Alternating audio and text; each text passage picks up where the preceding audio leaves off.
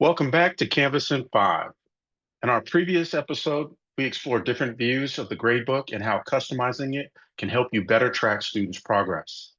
In this video, we'll take a step further, diving into the key features making grading faster, feedback more meaningful, and policies more consistent.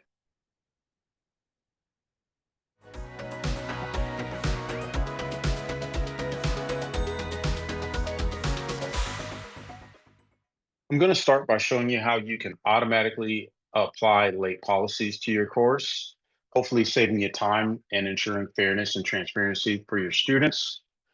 From the traditional default gradebook view, as you see here, I'm going to click on the cog in the top right-hand corner. This is going to open up several options for gradebook settings. The first one is the late policies. You'll see here you have a couple things that you can do. I'm going to go ahead and apply a deduction to late submissions of 10% for each day participants like certain and this particular assignment or any assignment late. But I'm going to limit it to students cannot go only any lower than 70%. I want to protect that nobody gets a failing grade just because they've taken too much time to submit an assignment. The next option I want to share with you is the grade posting policy. So typically the default here is automatically post grades as you enter them.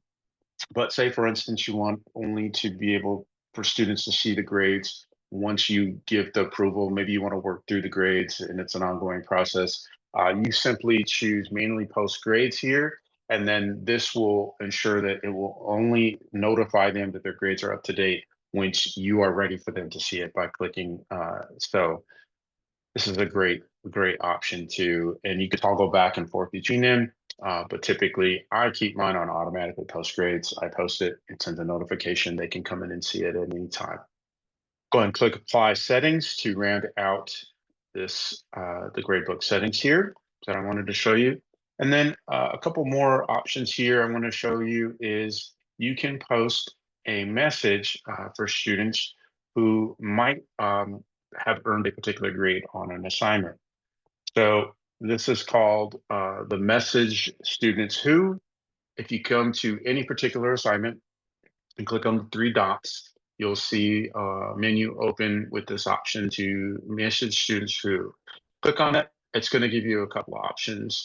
Message students who have not submitted the assignment, who have submitted but not graded, who may have earned a score more than or less than or be reassigned. So this is really helpful for providing immediate feedback and keeping your students engaged. No matter if they're underperforming or even performing well, you can come here and say, for instance, have not submitted. You can send them an announcement, an email directly to them and said, dear student, let me know if you need help. Please let me know if you need help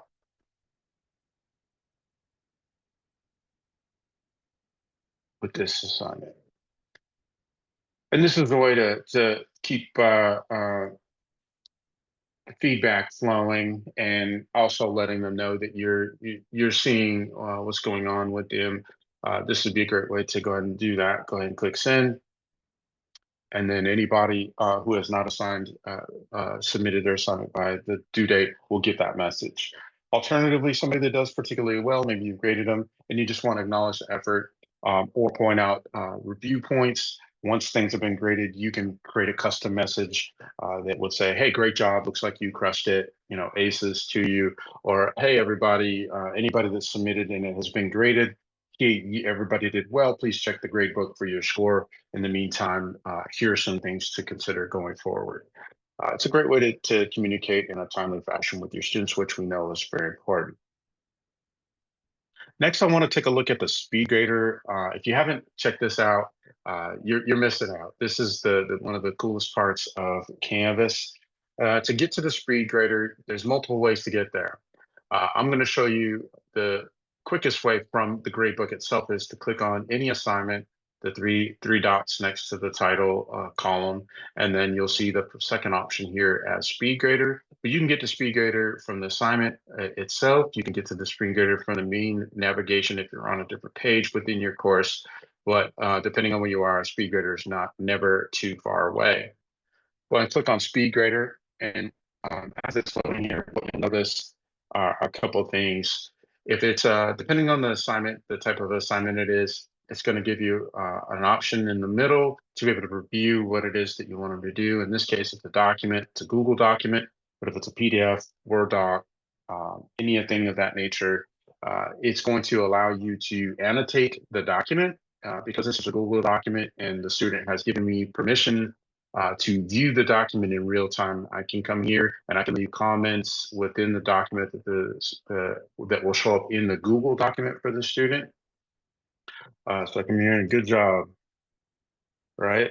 This is great. So then the student can see that. If there's anything I wanted to change or adjust or just some encouragement, I could post those things throughout the document. If it's a Google Doc or a PDF, you'll have different options at the top that will allow you to do the same thing. And then here you can give a grade. Hopefully you have a clear structure for how you're going to grade. Here, I'm going to go ahead and put the grade that they've earned, but it's going to be based on the rubric.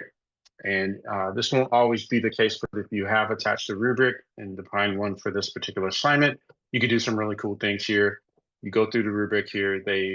This particular assignment, the student has earned full marks for the 5 criteria, except for the last one, just for demonstration purposes. I think they could have done better on the content delivery explanation, but you'll notice that it calculates this for them, for you, and for them, and it tells them if you had specific criteria, what was missing, what they could do to improve.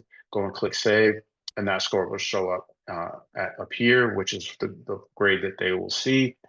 And then if you wanted to leave any comments for them, any instructional comments, you can add them in this area. It's a WYSIWYG editor with some pretty powerful options on how to format this information. This is another great way to tell them what they did, to summarize what they did well, summarize what they can improve upon, and add your own personality to how you give feedback. And you could even go so far as to add attachments. Maybe there's a printed materials that you want to share with them, version of the rubric, whatever the case might be. But one of my favorite parts is click on the little camera. You also have the option to record yourself giving feedback, as you see me right now doing so. These are all powerful tools to really make it effective for you to give instructional encouraging feedback, not only text, you can include video, audio, and then you have the benefit of including a rubric if that's appropriate. And once you've done that, click submit. I have it where automatically students can see that I provided feedback. Come here and see the feedback. As you can see here, the Canvas Gradebook is more than just a place to record scores. It's a powerful hub for supporting student success. Thanks for watching this episode of Canvas in 5, and be sure to subscribe to the TLC Learning channel. And don't forget, our Tech Time session later this month will go even deeper into the grading strategies with live demonstrations and a Q&A.